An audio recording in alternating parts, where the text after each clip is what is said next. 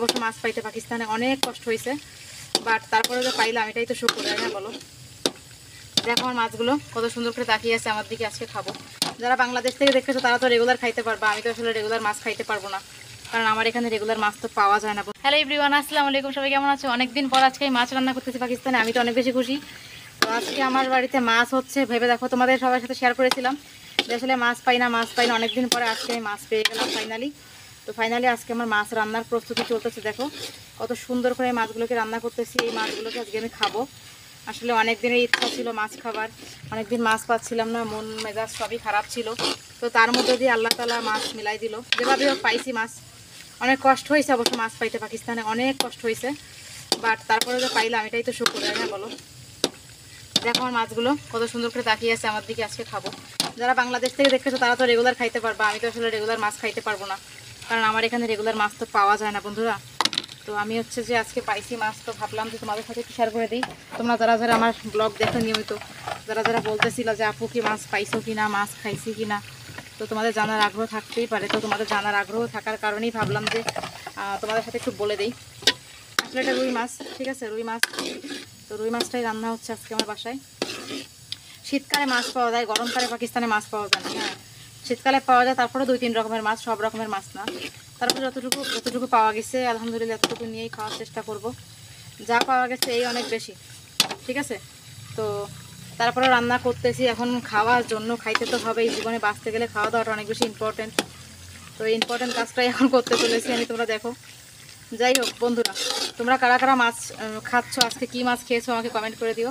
আজ তো তোমাদের যারা আপু মাছ পেয়ে গেল, তোমার যারা আপু টেনশন নাই, আজকে সে মাছ মন ভরে খাইতে পারবে। আচ্ছা ঠিক আছে, এখানে কয় টুকরা মাছ হয়েছে, বেশ বড় মাছটা, খুব একটা বড় ছিল না, হঠাৎ করে পাইছিলাম তাই নিয়ে নিলাম একজনের কাছে। এখানে তো আসলে মাছের দেশ না, আসলে মাছের দেশের মানুষ তো আমরা, তাই না, এটা তো পাকিস্তান, এখানে তো আর মাছ সবসময় চাইলে আমি পাবো না, তাই হোক কষ্ট করে এখানে ম্যানেজ করে নিতে হচ্ছে মাছ।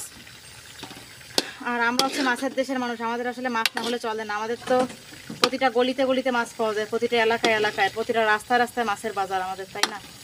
এটা তো আমরা বুঝি যে মাছ না থাকার কষ্টটা কতটা বেশি। এখন ম্যানেজ করে নিয়ে লাইফে চলতে হয়, লাইফে চলতে গেলে অনেক কিছু জরুরি।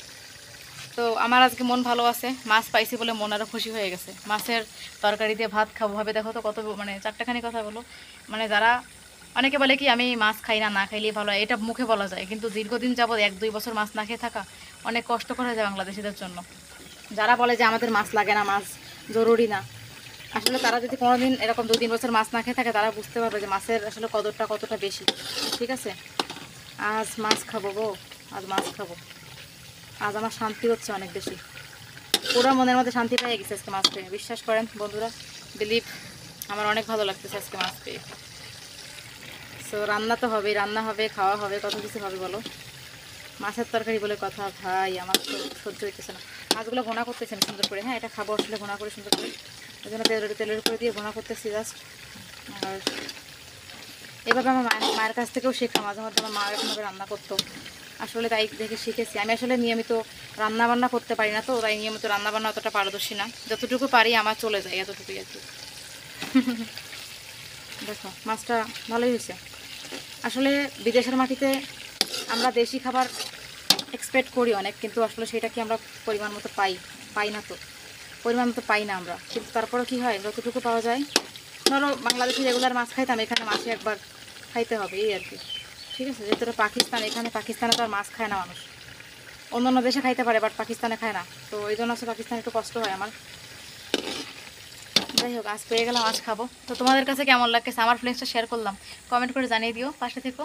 তোমাদের সাথে দেখা হবে নতুন কোনো ভিডিওতে।